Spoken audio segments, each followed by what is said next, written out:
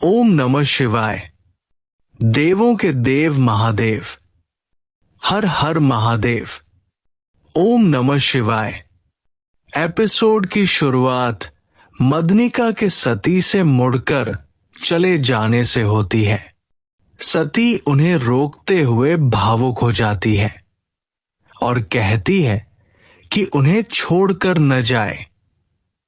वो बताती है कि अब वो केवल मदनिका से ही अपने मन की बात कह सकती है, क्योंकि वो भगवान शिव से प्रेम करने लगी है।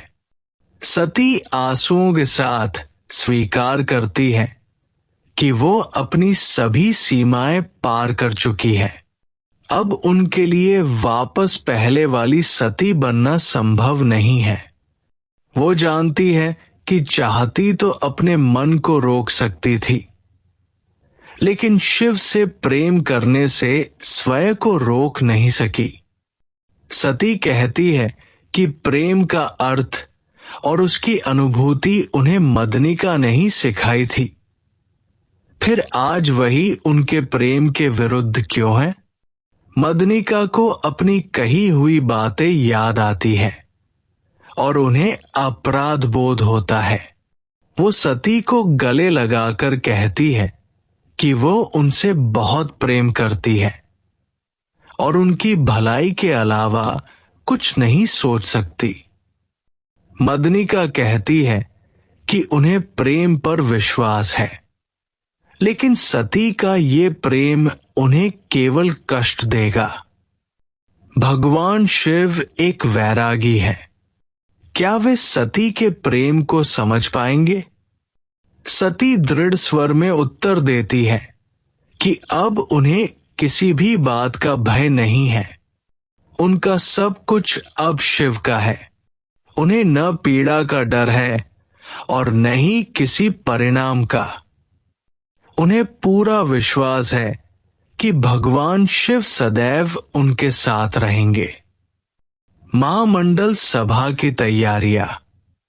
दूसरी ओर महामंडल सभा के स्थान पर चारों सप्तऋषि और महर्षि दधीचि प्रजापति दक्ष के आने की प्रतीक्षा कर रहे हैं। सभी आशा करते हैं कि ये सभा देवताओं और असुरों के बीच शांति स्थापित करेगी। इसी बीच महर्षि भृगु वहां पहुंचते हैं। वे दधीचि को देखकर प्रसन्न नहीं होते। महर्षि कश्यप पूछते हैं कि प्रजापति दक्ष अभी तक क्यों नहीं आए। महर्षि दधीचि भगवान शिव के लिए विशेष सिंहासन तैयार करवाते हैं और चाहते हैं कि उसमें किसी प्रकार की कमी न रहे। दक्ष की नई चाल। कुछ ही देर बाद प्रजापति दक्ष वहां पहुंचते हैं। सभी ऋषि उनका सम्मान करते हैं। महर्षि दधीचि दक्ष का धन्यवाद करते हैं कि उन्होंने इतनी महत्वपूर्ण सभा आयोजित की है और यदि उनसे कभी कोई भूल हुई हो तो उसके लिए क्षमा भी मांगते हैं। दक्ष शिवजी के लिए बनाए गए सिंहासन को देखते हैं और कहते हैं कि इसमें अभी कुछ कमी है।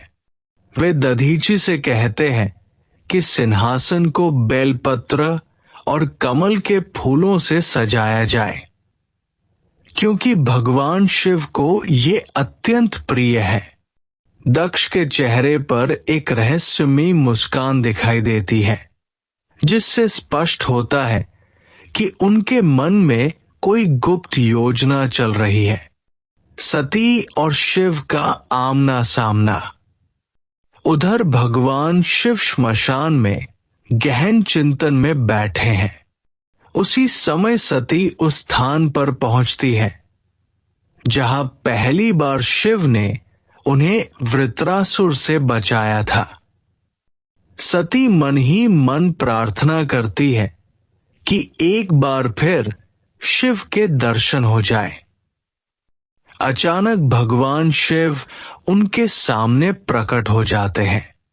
शिव को देखकर सती अत्यंत प्रसन्न हो जाती है। उनके चेहरे पर प्रेम और संकोच साफ दिखाई देता है। वो मुस्कुराते हुए कहती है, पहले भी मैं आपसे मिली थी, लेकिन इस बार मैं स्वयं आपसे मिलने आई हूं। मुझे विश्वास था कि आप अवश्य आएंगे, लेकिन इस बार भगवान शिव का व्यवहार पहले जैसा शांत नहीं होता। वे गंभीर और कठोर स्वर में पूछते हैं, तुमने मुझे क्यों बुलाया? प्रजापति दक्ष की पुत्री मुझसे क्या चाहती है? शिव के इन कठोर शब्दों को सुनकर सती का हृदय टूट जाता है। उनके चेहरे की मुस्कान पल भर में गायब हो जाती है और उनकी आंखों में पीड़ा साफ दिखाई देने लगती है। प्रीकैप। महामंडल सभा में भगवान शिव का आगमन होता है।